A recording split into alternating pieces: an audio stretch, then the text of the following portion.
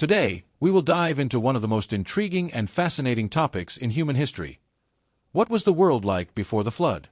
Have you ever stopped to think about how people lived before this catastrophic event that changed the course of humanity?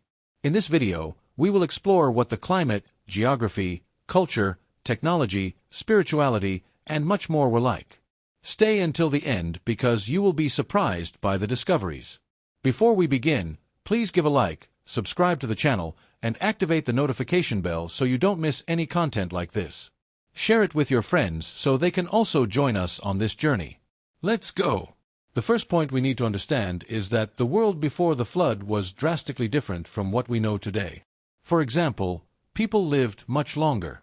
According to the Bible, the patriarchs had extremely long lives. Adam lived 930 years, Seth reached 912 years, and Methuselah, the oldest man in history, lived an incredible 969 years. Even Noah, the protagonist of the flood, lived 950 years. But why did people live so long? A popular explanation is that there was a layer of water vapor surrounding the planet, protecting it from solar radiation and maintaining an ideal climate.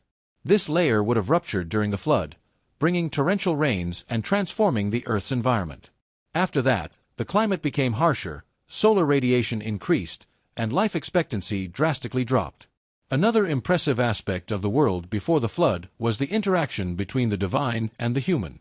God communicated directly with figures such as Adam, Eve, Cain, Abel, Enoch, and Noah, giving guidance, promises, and warnings. Additionally, the Bible mentions the Nephilim, giant beings resulting from the union of the sons of God and the daughters of men. But who were these sons of God? Many interpretations suggest they were fallen angels who descended to earth and had relations with human women. The result was a hybrid race of giants known for their strength, stature, and evil. These Nephilim played a central role in the corruption of the world, provoking divine wrath. To understand the origin of these fallen angels, we need to go back before the creation of the world. The Bible tells us about Lucifer, the most beautiful and powerful angel that God created. But Lucifer was not satisfied with his position. He wanted to be like God. His rebellion led a third of the angels to join him. As punishment, God cast Lucifer and his followers out of heaven, and they became demons. This celestial rebellion marked the beginning of the spiritual battle between God's kingdom and Satan's.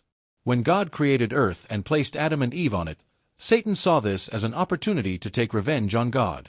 He deceived Eve using a serpent and introduced sin into humanity. Sin brought death, pain, and suffering into the world. A tragic example of this is the story of Cain and Abel. Abel offered the best of his flock to God, while Cain, a farmer, made an offering with less dedication. God accepted Abel's offering but rejected Cain's, causing jealousy and anger in Cain, who ended up killing his brother. God confronted Cain and punished him, but despite this, Cain's lineage prospered and contributed to civilization. For example, his descendants were pioneers in areas like music, agriculture, and metallurgy. However, they also perpetuated corruption and violence, distancing themselves from God.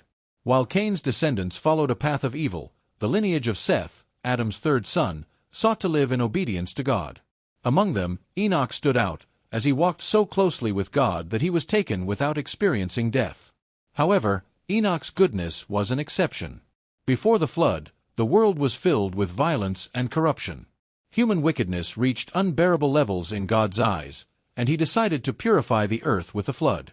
Noah, a righteous man amidst a corrupt generation, was chosen by God to save humanity and the animals. He was given the task of building a massive ark with precise measurements and innovative design, capable of holding around 40,000 animals and provisions.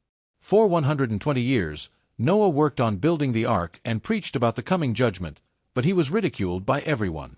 Finally, the day came when God commanded Noah to enter the ark with his family and the animals. When the flood began, the fountains of the great abyss were broken, and the windows of heaven opened. It rained for 40 days and 40 nights, covering the entire earth and exterminating everything with the breath of life. Only Noah, his family, and the animals on the ark survived. This catastrophic event not only transformed the geography of the earth, but also marked a new beginning for humanity. Noah's Ark is a powerful symbol of God's grace and mercy, and the story of the flood reminds us of the importance of seeking justice and living in obedience to Him. But what happened after the flood? When Noah and his family left the ark, they were tasked with repopulating the earth. They built an altar to thank God, and he made a covenant with humanity, promising never again to destroy the earth with a flood. The rainbow was given as a sign of this promise. However, even with this new beginning, sin did not disappear. The Tower of Babel is an example of this. Noah's descendants tried to build a tower that reached the sky, challenging God's authority. In response, he confused their languages and scattered them across the world. If we look at the story of the flood, we can learn valuable lessons about divine justice, the need for repentance, and the importance of trusting in God. After all, Noah was saved because he listened to and obeyed God, even when everyone around him doubted and mocked him. May this story inspire us to live more justly, honestly, and faithfully, always striving to do good and please God, regardless of the circumstances. So, what did you think of this incredible journey into the past?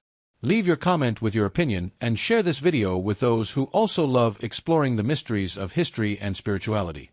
Don't forget to like and subscribe to the channel for more fascinating content like this. See you next time.